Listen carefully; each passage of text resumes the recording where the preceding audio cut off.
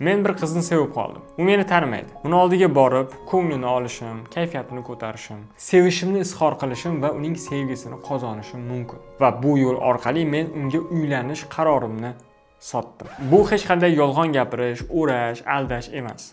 Haqiqatda bu hayotda biz hammamiz sotuvchimiz. Nimadir sotib olamiz yoki sotamiz. Deylik, do'konda do'stingiz Ali bilan birgalikda o'zingizga krossovka tanlayapsiz.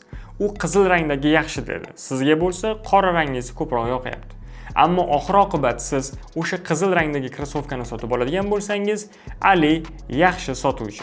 Savdo degani har doim ham pulga nimadir sotib olish yoki sotish emas. Bu odamlarni ishontirish, o'zini fikrini o'tkazish, kerak bo'lsa sevgini qozonish ham. Shuning uchun ham Grant Cardon bu kitobini savdo san'ati deb nomlagan. Sotuv jarayonida ishonch eng katta qurol. Siz odamlarga sizga bo'lgan ishonchlari sabab nimadir sota olishingiz mumkin. Yo'q degan javob meni ishontira olmayapsan degani. Bu yerda shunday mavzular borki, u oddiy insonlar yo'qda tursin, hatto sotuvchilik bilan shug'ullanadigan odamlarning ham xayolini bir chekkasiga kelmagan. Kitobni o'qish davomida siz o'zingizdagi yengilmaslik ruhiyatini shakllantirasiz.